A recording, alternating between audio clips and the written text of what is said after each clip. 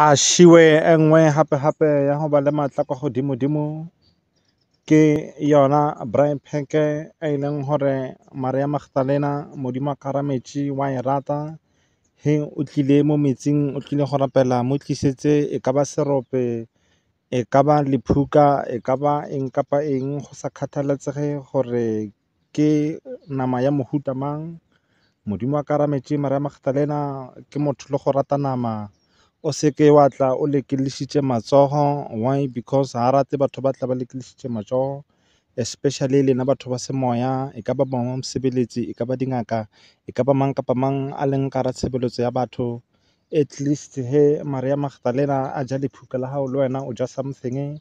Batho ba moya ba rata gore batho ba di-tender-a bahumi ba tle go bona, e fela a ba rate mokgwa wa go fepa Maria Magdalena. Maria Magdalena ga o mo fepa le ena o tlile go fepa ka dilo tse tsotlhe ka mokana tsona tsolelang ka tsona. Do molao, amen.